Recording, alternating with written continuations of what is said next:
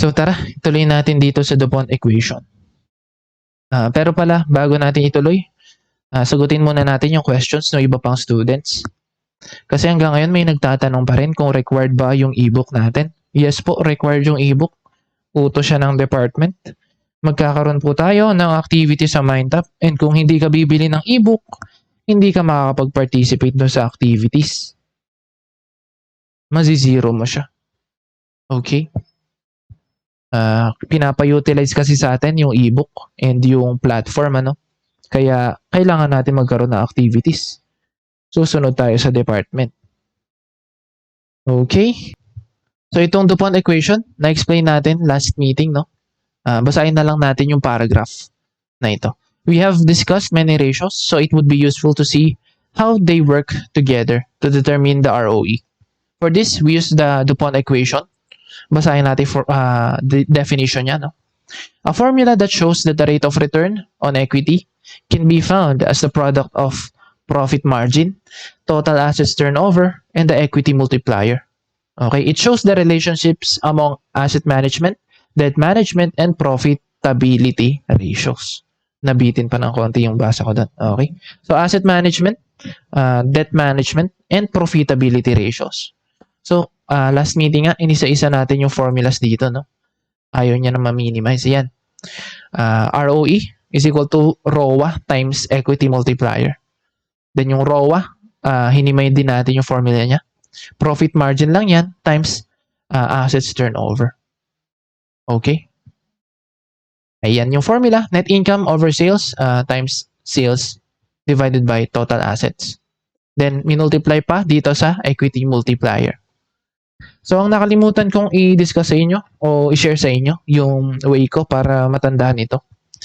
So, no undergrad kami, ang tinuro sa amin ng aming professor, ang formula ng Dupont equation is ROE is equal to Rosato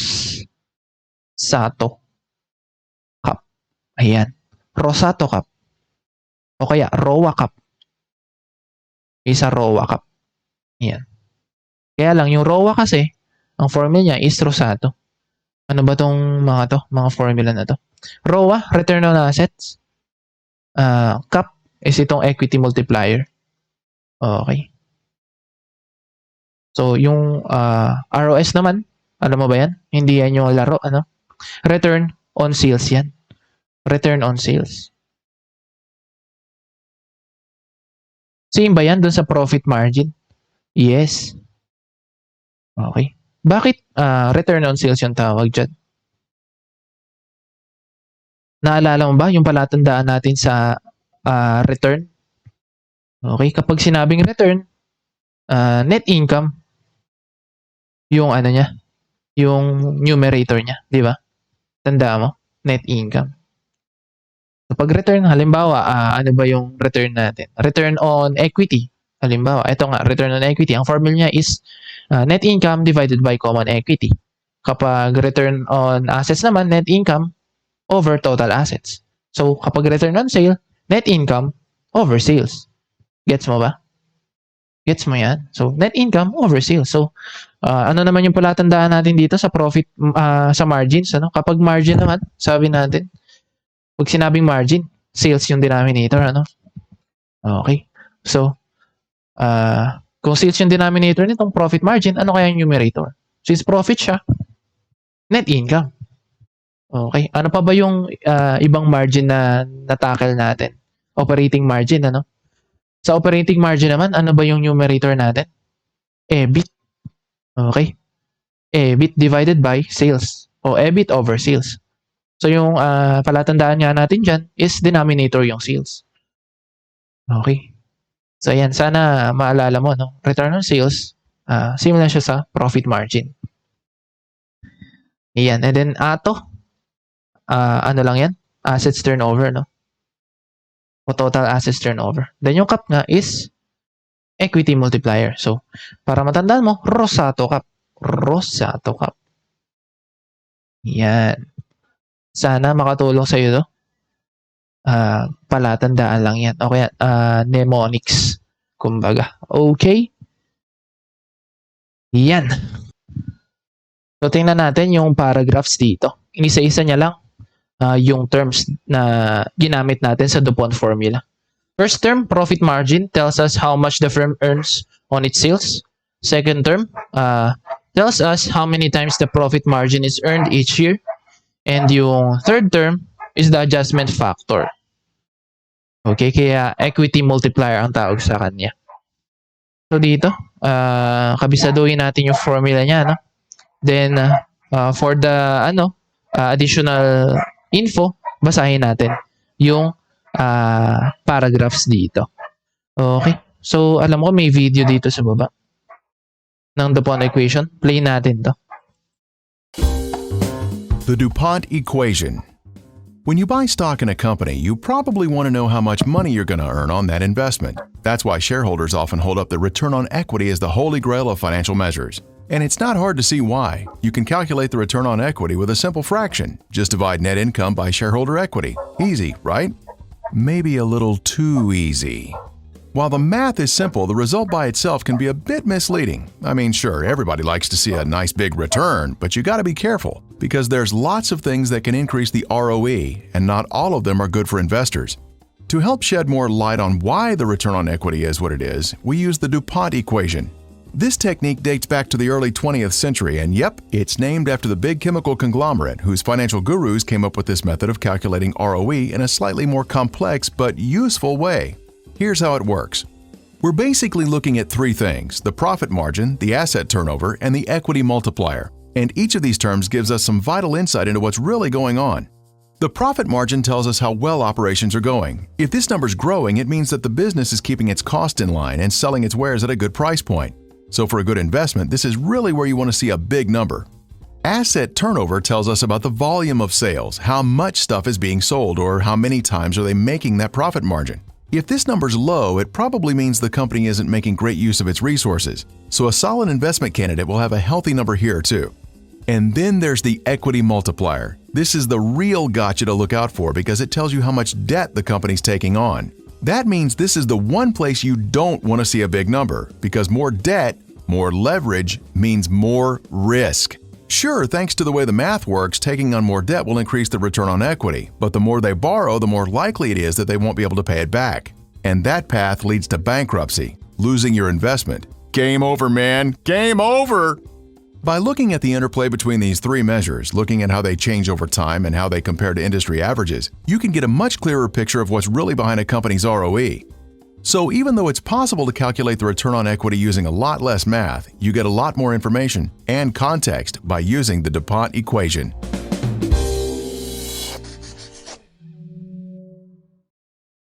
So yun, Dupont Equation. Sana ma-memorize natin yung formula nito. Okay. Gamitin mo yung mnemonics. O ikaw, depende sa'yo kung paano mo siya matatandaan. Okay, move on tayo. Dito naman sa ating next topic, potential misuses of ROE. So, dito, mababasa ulit natin yan. We know that managers should strive to maximize shareholder wealth. Tapos yan. If a firm takes steps that improve its ROE, does that mean shareholder wealth will also be increased? The answer is, not necessarily. So dyan babanggitin, three problems are likely to arise if a firm relies too heavily on ROE. First, ROE does not consider risk. Second, ROE does not consider the amount of invested capital. Third, a focus on ROE can cause managers to turn down profitable projects. So ito, self-explanatory naman siya. So for your reading na lang to, basahin na lang natin. Okay, then tingnan natin dito sa baba, yung diagram. These three examples suggest that a project's ROE must be combined with its size and risk to determine its effect on shareholder value. Ayan. Then we will discuss this in more depth when we consider capital budgeting, where we look in detail at how projects are selected so as to maximize stock prices and consequently shareholder value. Okay? So iwan na natin to, yung potential misuses of ROE. Basahin mo na lang siya on your own. Move on tayo. Sa using financial ratios to assess performance. So dito, i-apply na natin. Okay? Saan ba natin pwedeng gamitin? yung mga kinompute natin na ratio. So, unang-una dyan, itong comparison to industry average. So, yan yung ginawa natin kay Allied, di ba? Okay, dito, sinamarize lang yung ating comparison. So, palakihin natin. Yan. So, kung hindi mo pa nasusulat yung formulas, chance mo na, sulat mo na siya sa index cards mo. Nakasummarize naman na dito. No? Yung liquidity, asset management, debt management, profitability, and market value ratios. So, summarize dyan. Then, kinompare lang sa sa ating industry average. Okay? Ito, for our own reading na lang din siya, no? Basahin na lang natin siya. Okay?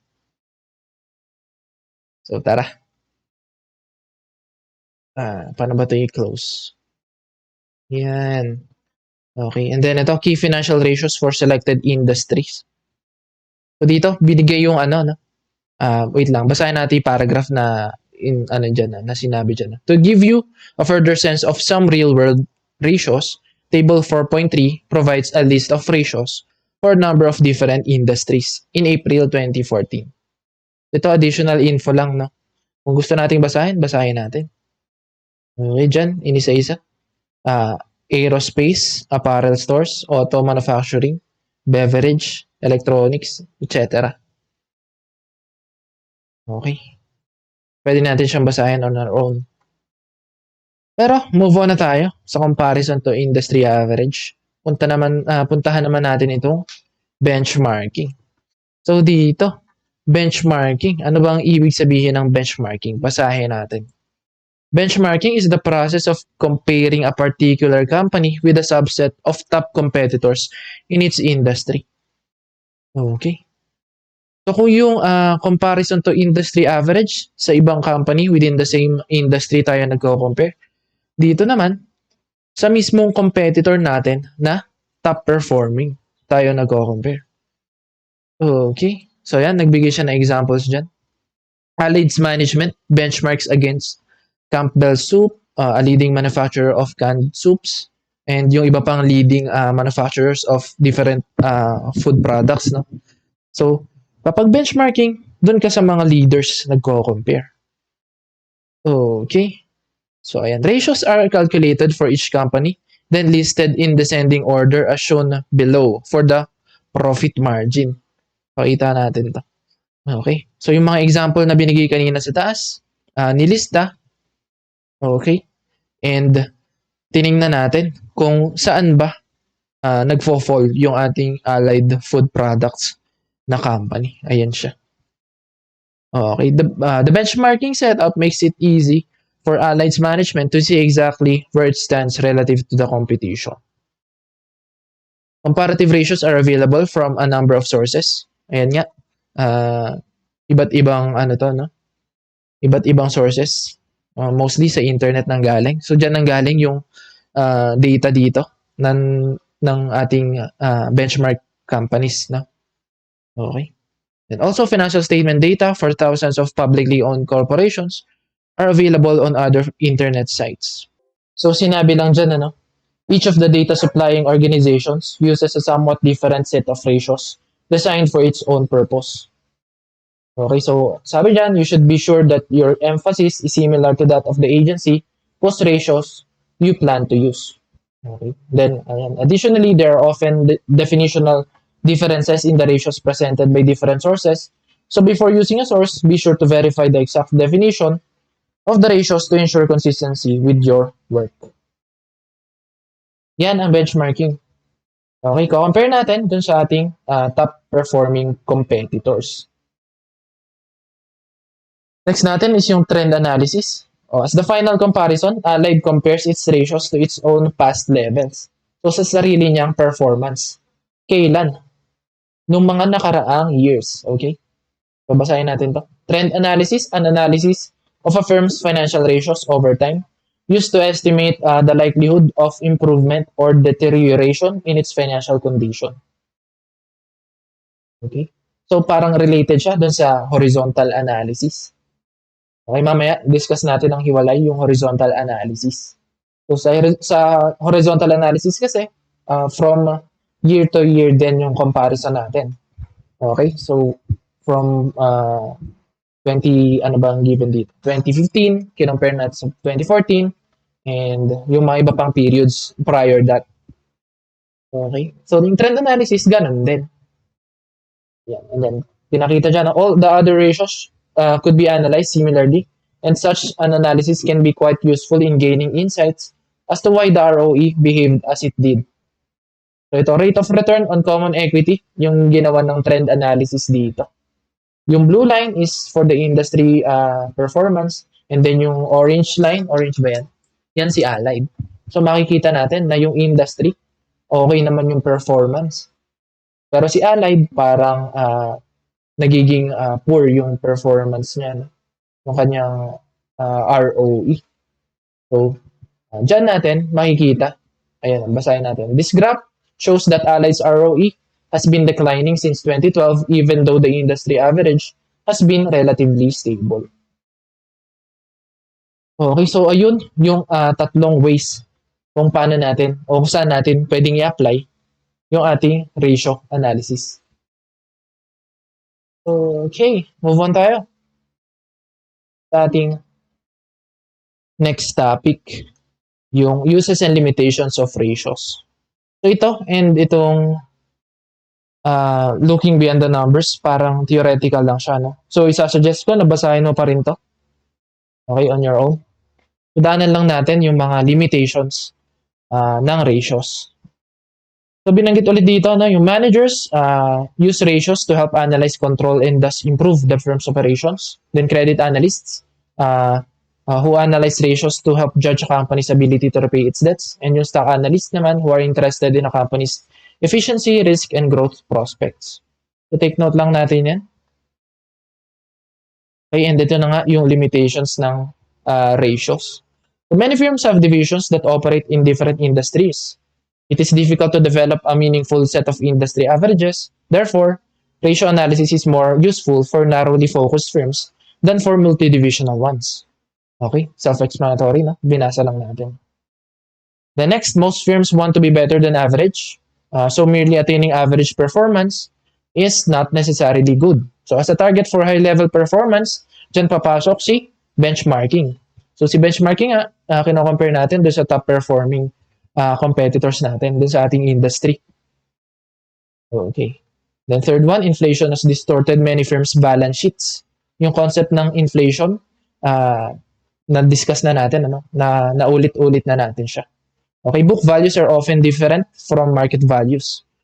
Market values would be more appropriate for most purposes, but we cannot generally get market value figures because assets such as used machinery are not traded in the marketplace. So, hindi lahat ng assets ay may readily available na market value.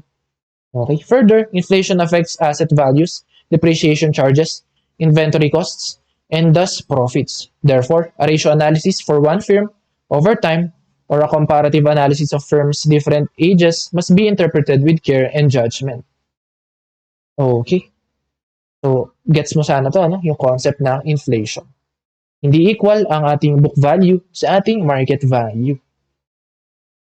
Next natin, na limitation, seasonal factors can also distort a ratio analysis.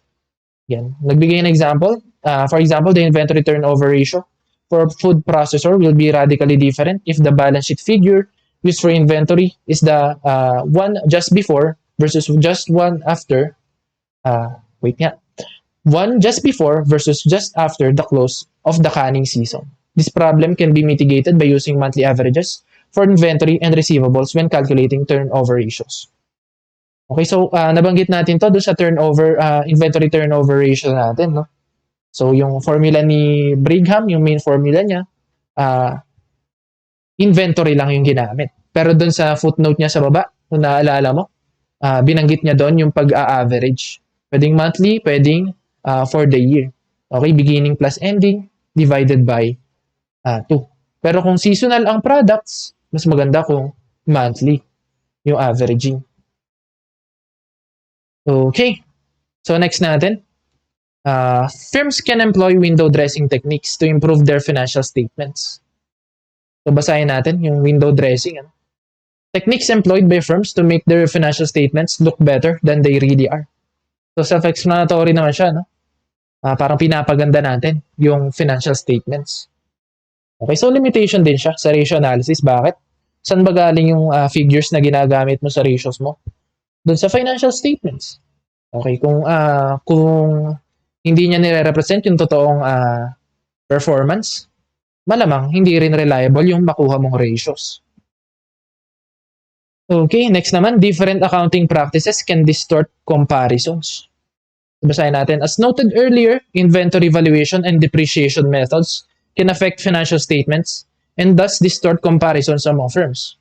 So dito nagbigay ng example. If one firm leases much of its productive equipment, its fixed assets turnover may be artificially high. Bakit? Ano ba ang formula ng fixed asset? Fixed assets turnover is equal to sales divided by net fixed assets. So denominator natin yung net fixed assets. So kapag list natin yung ating equipment, hindi siya nakalista sa ating balance sheet. Okay? So hindi siya nag-appear sa balance sheet natin. Therefore, yung denominator sa formula ng ating fixed assets turnover, liliit. Kaya magiging mas malaki yung fixed assets turnover natin. E paano kapag kinompare natin sa ibang company na owned nila yung equipment nila? Okay, lamang na agad tayo. Okay, so isa yon sa limitations din. Next natin, it is difficult to generalize about whether a particular ratio is good or bad. For example, a high current ratio may indicate a strong liquidity position, which is good, but it can also indicate excessive cash. So ito, yung excessive cash, natakal na rin natin, ano? Masama siya, pangit siya. Bakit? Sayang kasi yung potential ng cash natin. Pwede natin siya i-invest. Okay. Then lastly, ito, firms often have some ratios that look good and others that look bad, making it difficult to tell whether the company is strong or weak. Okay, to deal with this problem, banks and other lending organizations often use statistical procedures to analyze the net effects of a set of ratios and to classify firms according to their probability of getting into financial trouble. So yung statistical procedure niyan, may tawag dyan. Tawag dyan is discriminant analysis. So good for us, hindi natin to aaralin. Ano? Statistics kasi ito, medyo hirap-hirap siya. So hayaan na natin yung mga lending organizations and banks yung mamroblema nitong discriminant analysis for now. Okay, baka sa future, aralin natin siya. Pero ngayon, formulas muna tayo. Okay, so ayan, yung limitations ng ating ratios. Uses and limitations of our ratios. Punta na tayo dito. Last na topic na, looking beyond the numbers. Basahin natin. Working through this chapter should increase your ability to understand and interpret financial statements. This is critically important for anyone making business decisions or forecasting stock prices. However, sound financial analysis involves more than just numbers. Good analysis requires that certain qualitative factors also be considered. So yung qualitative factors na yan, summarize dito. So, sino nag-summarize? The American Association of Individual Investors, or AAII. So basahin natin isa-isa, no? Yung 7 questions dito.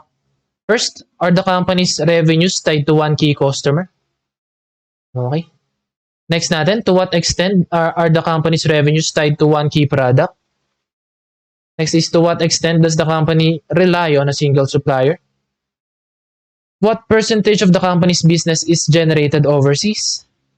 How much competition does the firm face? Is it necessary for the company to continually invest in research and development? And last, are changes in laws and regulations likely to have important implications for the firm? So, itong questions na to, basahin na lang natin yung paragraphs na under each of those questions. No? Self-explanatory din naman siya. Okay, gamitin natin yung e-books natin for our reading. Okay, sulitin natin yung binayad natin dito sa e-book.